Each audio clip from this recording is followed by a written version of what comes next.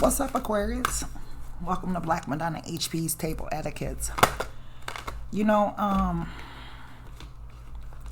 getting your energy. I heard that song by Monica, So Gone Over You.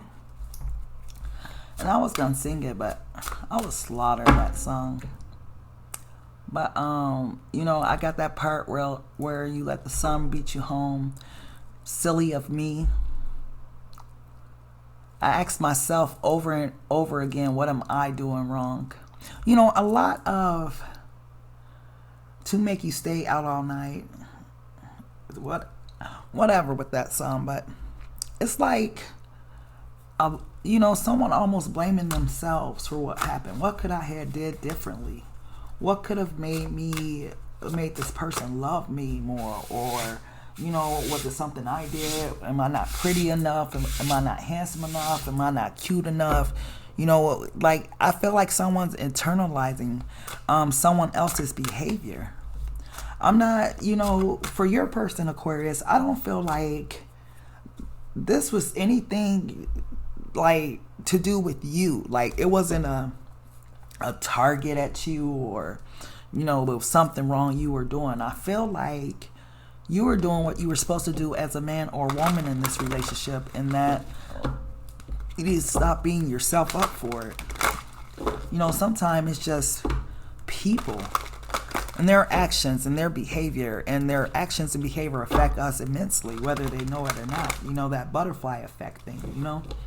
But I feel like, yeah, somebody got to stop beating themselves up about it. Let's see what's going on. Oh, wow. Let me get 4. Thank you. Alchemy. You was doing everything you could, Aquarius. Why are you feeling like you did something wrong? You did everything you could. You were the powerhouse energy that you were supposed to be, right? Well, let's see. We got healing, inner child, selling out, and patience.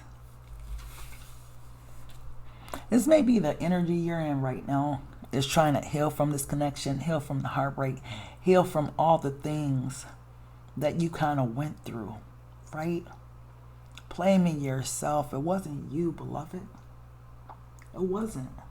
Sometime when you're dealing with someone else that has these type of issues, inner child issues. I know I did a series about their inner childhood wounds. When you do series and special stuff like that, people don't want to hear that. People like to hear the love stuff, or, you know, whatever. But I feel like it's important to know where a person childhood wounds is, right? Because, for example, for women, you know, maybe their father figure wasn't present, or they were an alcoholic, or, you know, what have you. You know, sometimes it seemed like you attract the very thing that you were brought up in or used to, right? Same thing with men. If their mom was promiscuous, or their mom was a drunk, or on drugs or whatnot, or, you know, they didn't grow up with a lot of respect for their mother. You know, it tends to show up in your relationships, right? It was this, what was it called? It was this show. I think it was called Love Goes or something. Either way, it was Coolio on there and a couple of other people. But I remember her asking them the question of, how does that show up in your relationship, right? And Coolio was talking about, you know, how he was molested, rest his soul, by the way, but how he was molested, and how that, you know, may show up in his life, you know, and what he had to do to a woman when he was younger, and how that may show up in his life now. So, you know, those childhood wounds do affect, you know, our adult relationships. They show up in different ways, right? And I feel like your person got deep childhood wounds, something they experienced, something they went through. You know, it has to be this close intimacy and trust, really, for a person to ever express those type of things with you. You know, like, You know, Aquarius, when I was younger, my dad used to beat the shit out of me. Or, you know, every time my dad used to come home, they were drunk, I would just get beat. I was, you know, mistreated by my siblings. I was, whatever the case may be, right? We all got different childhood wounds. But I feel like this person wound goes deep, right? And so the way that they try to counteract this childhood wound is by, I don't want to say acting out, but it's almost like a self-sabotaging energy, feeling like they don't deserve the best, right? Or feeling like, you know, well, this is going too good. I gotta make some drama in this shit because this just seemed too good to be true. I can't, you know, deal with this so beautiful relationship shit. I need some drama. I need some fight. I need some spark, right? Because that's what they're used to. And that's how it shows up in a relationship. I mean, you could bring as much love and peace as you want into the relationship. But if your person like feels like this love and peace is too quiet, here comes the drama. And they're going to do something to self-sabotage this relationship. So I feel like what you've been dealing with, Aquarius, is someone who is still dealing with these childhood wounds. A person who, you know, they show up in relationships based upon what they went through in their childhood. It seems, for me, excuse me, the way this person energy feel, it feels like I'm just going to act out self-sabotage just because. Like, this shit is just too peaceful. It's just too quiet. It's just going too smooth. I need some drama. I need some excitement. I need, you know, the environment I'm used to. The environment I'm used to was hectic. And, you know, I don't come from all this, you know, loving, peaceful shit. I need something that's going to get my adrenaline pumping. Something that's going to make me, you know, feel, you know, like excitement. And I know it sounds crazy, but it's like, this is this person's norm, you know? If you haven't met their family or parents or whatever, that tells you a lot about people's childhood, right? Or their childhood wounds. You know, there's other people that come from these great families and shit that just come out misbehaving, and they might misbehave because they didn't meet their dad's standards or their mom's standards, or maybe they were always compared to their sisters and brothers, or maybe they couldn't do what they wanted to do. I mean, like I said, for everyone, the childhood issues gonna be different. But this person in particular that I'm picking up on is someone whose childhood wounds has affected the way they relate in relationships, how they relate to other people, all of that type of stuff, right? It's like they haven't healed that aspect. They just grew up and just went off into the world with that mindset, right? With that world viewpoint. This person, I feel like they've experienced a lot of pain, a lot of setbacks, a lot of things where they felt defeated, right? Never having that confidence that someone has that's used to winning, right? Because they're self-sabotaging all the time. So they could self-sabotage themselves in various areas of life, right? This person may show up. And it's funny I was talking about childhood wounds. Because when you think about the empath and the narcissist, and y'all know this must be for y'all because I don't talk about this type of aspect, you know? But for the way this person is showing up, they're showing up almost in a narcissist energy where it's only about them, their wants and their needs and their desires, right? It's not about you, right? The narcissist, and that's, you know, one of the things that kind of have me a little concerned is how parallel the narcissist empath journey is in the twin flame journey, right? A narcissist, they have stages of love bombing, right? And then, you know, putting you on a pedestal, making you feel like the most beautiful thing in the world. And then they start to demean you, right? Right before they discard you, right? And they take you and other people through this cycle and this loop of bullshit. So, twin flame, you know, you have this elated, you know, love relationship for about less than a month, you know, and then it's this running phase and this separation and, you know, all of this type of stuff, right? So I'm a little confused about that. You guys, let me know what you think about that in the comments. Because what I'm picking up on, though, is someone that is a narcissist. You may be experiencing a narcissist abuse cycle with this person, primarily because of their lack of empathy for you. The lack of empathy to care about how their actions affect you, right? Like, this person can be the type of person when you try to express yourself to them and you could be crying real bad. I mean, tears running down your face and they act unfucking phased by it. Like, man, you're so fucking weak. Like, oh, why do I have to listen to this? You're weak. Like, you need to be strong. You need to be whatever. You know, XYZ don't act like that. You don't throw people up in your face, all that type of stuff.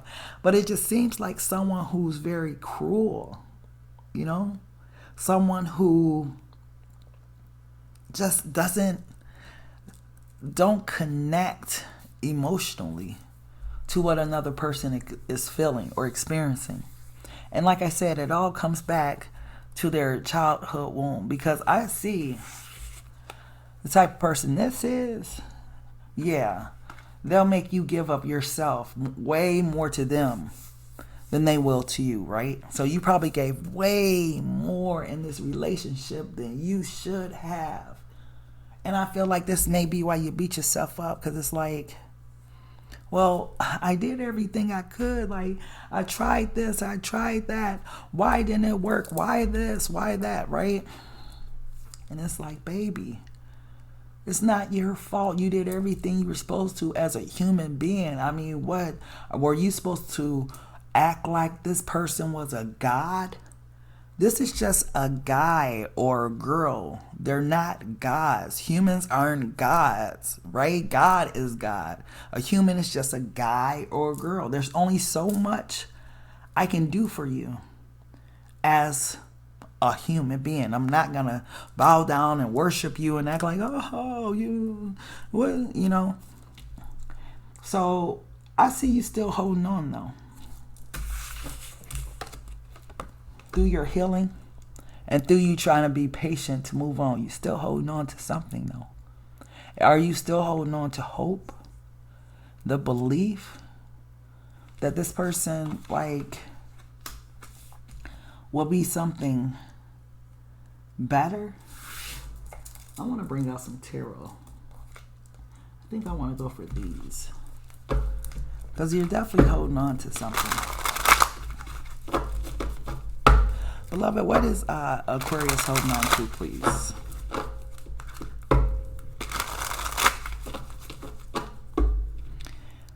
Wow, really? Why am I getting for you, Aquarius?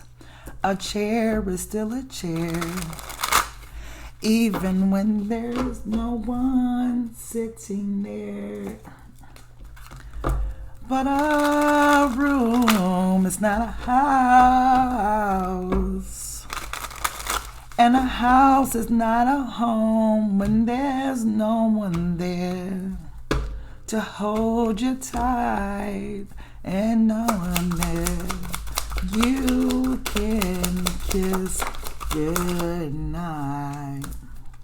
Wow, someone doesn't like to be alone. And you're going to have to work on that because you came in this life alone.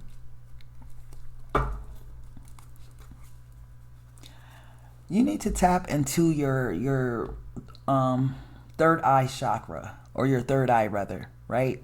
Your crown chakra. I see that there is a lot of darkness around you, right? But it's an opportunity to tap in to your spiritual self. Yeah, beloved is reiterating it.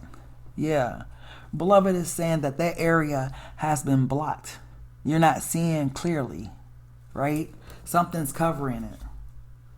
Yeah, because you're really like this person, right? No matter like, why am I getting 1, 2, 3, 4, 5, 6, 7, 8, 9? You may have had some type of blockage for like 9 months, 9 weeks, 9 days, depending upon how long you've been separated from this person. You really need to open your third eye, okay? You need to work on meditation. Yeah, because something got your third eye blocked. You're not seeing it. Oh my goodness, I see what it is. Whew, Lord. You see what it is, Aquarius?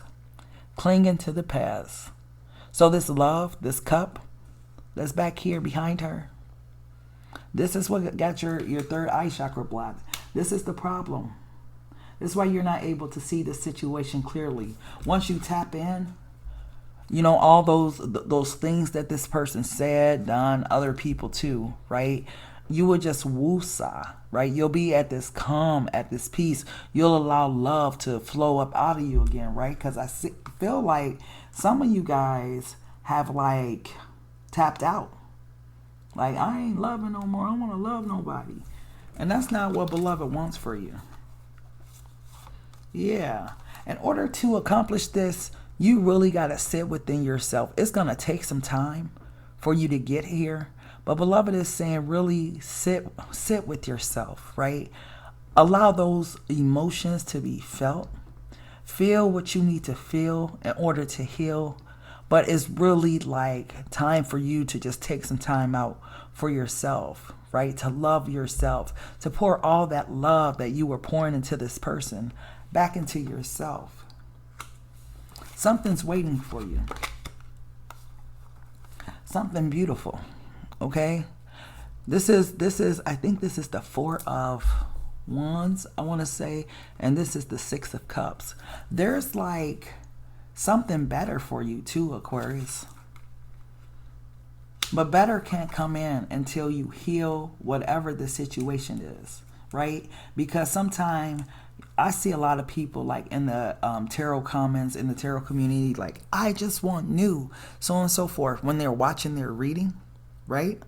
But the readings a lot of times, unless you're particularly trying to pick up on a new energy, is picking up on a past person, which is probably the reason why, like I said, a lot of us came to tarot anyway.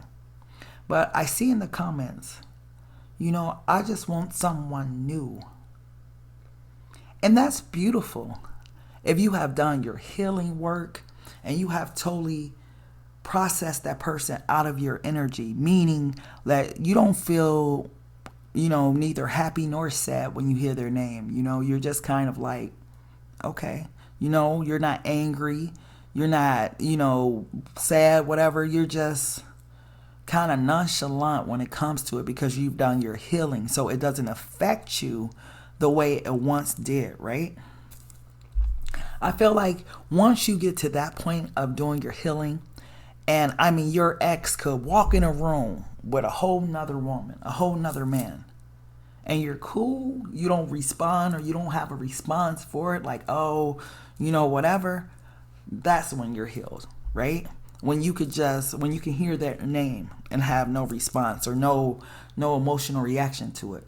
But before that, it's almost like setting yourself up, you know? So people are so quick to want to move on. But what about processing through that hurt, processing through that pain? And that's what we see going on in our society. A lot of is people just keep going and not processing the things that they have dealt with, the traumatic experiences they have dealt with, the things that are really affecting them. You know, you see a person, they might be at the corner store, gas station, wherever, screaming, yelling, and hollering at the attendant. It has nothing to do with the attendant. It's just someone to take out their frustration on, right? So, something to think about, Aquarius. But let's go ahead and get a message for you, close out this reading. Beloved, what's the message for Aquarius, please? And I'm still hearing that. But it's not a house. And a house is not a home when there's no one there to hold you tight. Someone really has to get over their fear of being alone. There's a fear here of being alone. I'm going to be by myself. I'm not going to find anyone new. Or beloved is gracious. The divine order ironically came out. But beloved is gracious, right? And generous and love. But let's say, for example, beloved brought you in your ideal person right now, and they're fun, they're outgoing, they are all into you, they just want you, so on and so forth. But you still got these feelings for this person. How is that going to affect this new beautiful relationship that you could have? Are you going to take some of that frustration out on this person? Are you going to be closed off to the love that they're giving you? Or are you going to openly receive it? I mean, these are the things we have to process through when we consider, relationships. Am I ready? So the question for you as Aquarius is, are you ready to love again? Or do you just need to take the time out to truly heal from this experience? Okay? Because this card says everything is how it needs to be right now. Look past the illusion and see the underlying order. Look past the illusion.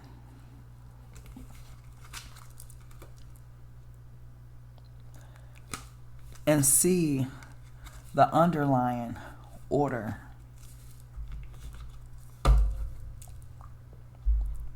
Okay, Aquarius. Either way, my loves, that's what I have for you. I thank you so much for tapping into Black Madonna HP's Table Etiquettes. Please make sure to like, share, comment, and subscribe. And until next time, love, peace, and so take care.